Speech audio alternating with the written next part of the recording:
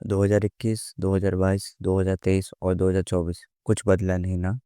अगर 2025 में वाकई में पैसों की बारिश चाहते हो तो बस एक बार ये वीडियो पूरा देख लेना। चलो let's start the video. Number one, slow down. Slow down क्या मतलब? देखो, हाँ मुझे पता है पैसे अकाउंट में आने से पहले और आते ही सभी को हजार चीज़ों करना होता है, खरीदना होता है, पर रुको, सुनो मेरी बात। हाँ मुझे पता है हर चीज़ आपको अर्जेंट एंड इम्पोर्टेंट लगता है उस वक्त, लेकिन लगना और एक्चुअल में होने में बहुत फ़र्क होता है। जब भी आपके अकाउंट में पैसे आने वाले उससे पहले एक कॉपी पर आपको जितने भी एक्सपेंस करना, जो भी सारी चीज़ें लिख दो, और उसमें से जो सबसे ज़्यादा इम्पोर्टेंट है आप केवल उस चीज़ों पे पैसे खर्च करोगे। आपको पता है जो सबसे ज़्यादा कॉमन मनी हैबिट हम इन लोगों के पास है वो क्या है? पे योर सेल्फ फर्स्ट। ये हमारा सेकंड पॉइंट भी है, पे योर सेल्फ फर्स्ट। इसलिए जब भी आपके पास सैलरी आए सबसे पहले वो पैसों में से थोड़ा बहुत, या मान लो 10% या 20%, डिपेंडिंग अपॉन योर रिक्वायरमेंट, सबसे पहले आप वो पैसे साइड कर दोगे, जिससे कि आप हर महीने थोड़ा थोड़ा सेव कर लोगे। मान लो आपकी सैलरी 20,000 रुपये और आपके फ्रेंड की सैलरी 40,000 रुपये। आप हर महीने 2,000 रुपये सेव करते हो और साल के आखिरी में आप 24,000 रुपये सेव कर लेते हो। और वही आपके फ्रेंड जिसका 40,000 सैलरी है वो चाह कर भी कुछ नहीं सेव कर पाता। उसका रीज़न ये है कि वो हमेशा ये सोचता था कि आखिरी में पैसे सेव करूँगा, लेकिन वो ऐसे चाह कर भी नहीं कर पाता था। इसलिए पे your self first. Number three, upgrade your skills. देखो, आपने ये सुना होगा बहुत बार कि आपका फ्रेंड भी वही काम करता है जो आप करते हो, पर उसकी सैलरी आपसे 2 गुना ज़्यादा है। ऐसा क्यों होता है? मैं आपको बताता हूँ। क्योंकि आपके फ्रेंड का स्किल आपसे ज़्यादा होगा, उसका hard skill and soft skill दोनों ही आपसे अच्छा होगा। तो इस टाइम पे आप क्या कर सकते हो? मान लो आपकी सैलरी है 20,000 रुपये, उसमें से आप 2-3 हज़ार या 5 हज़ार निकाल के कोई एक कोर्स ले लो, अपने स्किल्स को डेवलप करो। जिससे कि ये होगा, 2-3 महीने में आप प्रैक्टिस करते करते आप अपने स्किल्स को बढ़ा लोगे। और वही जो आपकी 3 लाख की सैलरी थी, वही एक स्किल की वजह से आपकी सैलरी 4.5 लाख तक भी जा सकती है। स्किल्स के पावर को नेग्लेक्ट मत करो। Number four, emergency fund. देखो, लोग इन्वेस्टिंग के पीछे बहुत पागल है, इन्वेस्टिंग करो, ये करो, वो स्टॉक्स में करो, एक्सेट्रा एक्सेट्रा। लेकिन आपको समझना जरूरी है कि इमरजेंसी फंड बहुत इम्पोर्टेंट है। क्योंकि आपको नहीं पता ये जॉब जिसमें आप बहुत खुशी से रहते हो, ये आपका बिजनेस जो बहुत ही अच्छा चल रहा है अचानक से कभी बंद पड़ जाए, ये लाइफ है। हमें हमेशा प्रैक्टिकल रहना चाहिए, इसलिए आपको इमरजेंसी फंड अपना बना के रखना चाहिए। आपको इमरजेंसी फंड नहीं आता? चलो मैं आपको बताता हूँ कैसे इमरजेंसी फंड बनाते हैं। बहुत सिंपल तरीका है। मान लो आपकी सैलरी 20,000 रुपये है, ठीक है। आप उसको 6 से मल्टीप्लाई करो तो ये कितना होता है? 1,20,000। ये आपकी 6 मंथ की इमरजेंसी फंड है।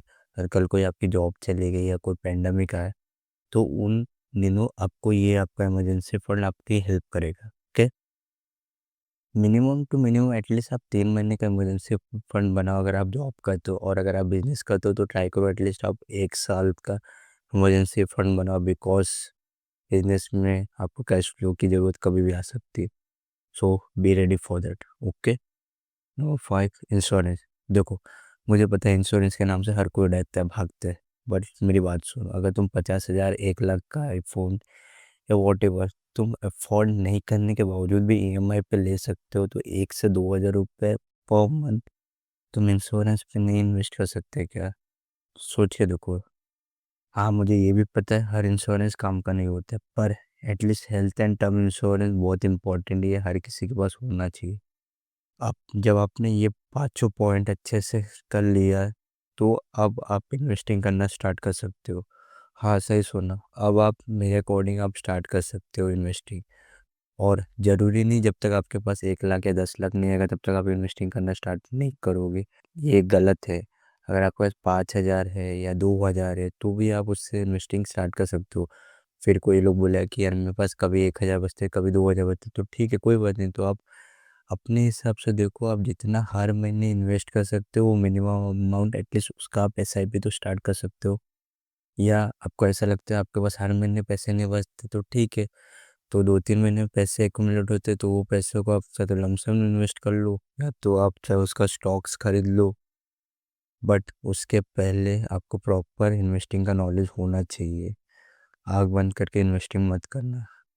Number 7, don't take debt if you don't understand it. हाँ, सही सुना आपने। डेट ये ऐसी चीज़ है, जिसको समझ गया वो अमीर बनता है और जिसको नहीं समझा वो गरीब बनता है। इसलिए कर्ज लेने से पहले 1000 बार सोचना, क्या वो वाकई तुम्हें उस चीज़ की ज़रूरत है। नहीं तो अननेसेसरी चीज़ों में अपने आप को कर्ज में मत डुबाओ। Number 8, quick scheme will take everything what you have. देखो, मैं हर किसी को बोलता हूँ, धीरे धीरे अमीर बनना बेटर है, rather देन जल्दी अमीर बनने के चक्कर में रातों रात गरीब बनना। Number 9, network is net worth. ये बात आपको मानना पड़ेगा। अगर आपके आसपास ऐसे लोग हैं जिसका नेटवर्थ करोड़ों है, तो कुछ सालों में आपका भी नेटवर्क वहां तक पहुंच जाएगा। क्यों?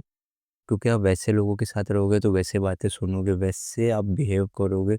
आपको मालूम पड़ेगा मनी डिसीजन कैसे लेना चाहिए, इन्वेस्टिंग कहाँ करना चाहिए, जिसके वजह से आप मेंटली और फाइनेंशियली बहुत स्ट्रांग बनोगे इन टर्म्स ऑफ मनी। सो आप अपने अराउंड वैसे लोगों के साथ रहा करो, जिससे कि आपको एट द एंड आपका फाइनेंशियल ग्राफ ऊपर ही जाएगा। Number 10, mental peace comes first.